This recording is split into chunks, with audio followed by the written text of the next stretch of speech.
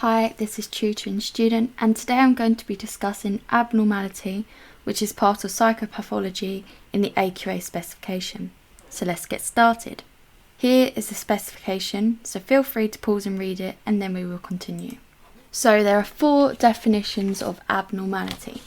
The first definition is statistical infrequency. This implies that a disorder is abnormal if its frequency is more than 2 standard deviations away from the mean incidence rates represented on a normally distributed bell curve. So as we can see in the diagram here, say that the x-axis was the IQ number people had and the y-axis was the number of people. You can see that there's a mean IQ number for the people. And the smaller values to the left and right would be the plus or minus 2 standard deviations. And these people are what statistical infrequency counts as abnormal. The second definition of abnormality is the failure to function adequately. This definition of abnormality was proposed by Rosenhan and Seligman in 1989, and it suggests that if a person's current mental state is preventing them from leading a normal life, then such individuals may be considered as abnormal.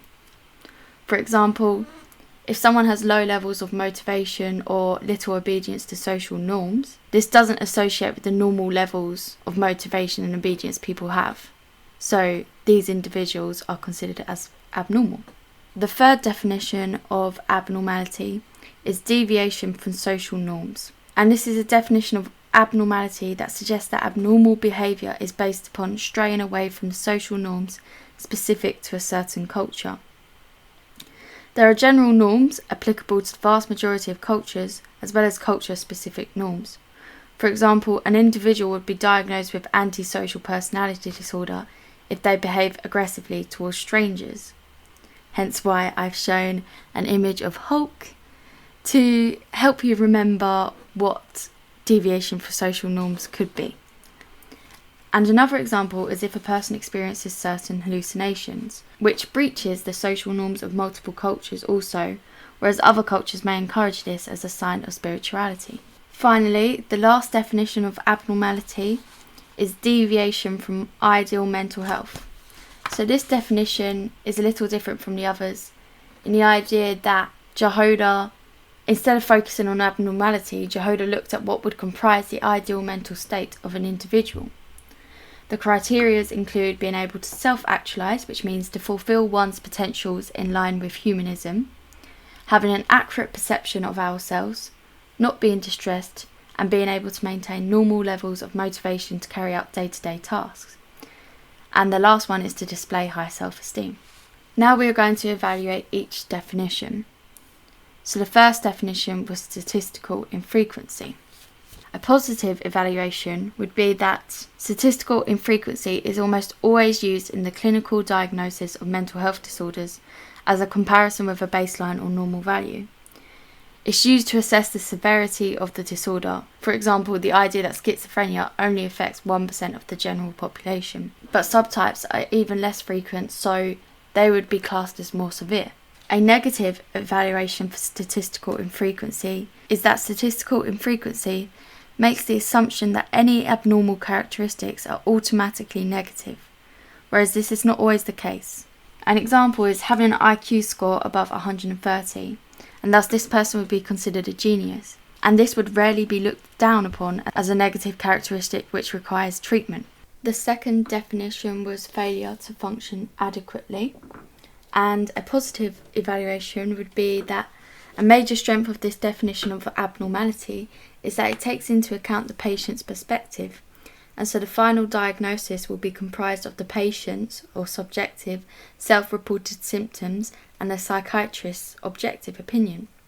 This may lead to more accurate diagnosis of mental health disorders because such diagnoses are not constrained by statistical limits, as in the case with statistical infrequency. A negative evaluation would be that a major weakness of using this definition of abnormality is the idea that it may lead to the labelling of some patients as strange or crazy, which does little to challenge traditional negative stereotypes about mental health disorders. Not everyone with a mental health disorder requires a diagnosis, especially if they have a high quality of life and their illness has little impact upon themselves or others.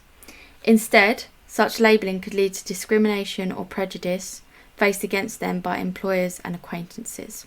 The third definition was deviation from social norms, and a negative evaluation would be the fact that mental health diagnosis based on this definition varies so significantly between different cultures that it has historically led to discrimination as a mechanism for social control. For example, in the 19th century within Great Britain, nymphomania described a mental health disorder suffered by women who demonstrated sexual attractions towards working class men. In reality, this diagnosis was simply made to prevent infidelity, cement the differences between social classes, and further discriminate against women, thus being a reflection of a patriarchal society. And the second negative evaluation would be, due to its reliance on subjective social norms, this explanation also suffers from cultural relativism. One such example would be the hearing of voices which have no basis in reality, or hallucinations. Some African and Asian cultures in particular would look upon this symptom positively, viewing it as a sign of spirituality and a strong connection with ancestors, as opposed to a symptom of schizophrenia. This therefore suggests that the use of this definition of abnormality may lead to some discrepancies in the diagnosis of mental health disorders between cultures. And finally, the last definition was deviation from ideal mental health, and a negative evaluation for this would be that the main issue with this definition is that Jehoda may have had an unrealistic expectation of ideal mental health, with the vast majority of people being unable to acquire, let alone maintain, all of the criteria listed.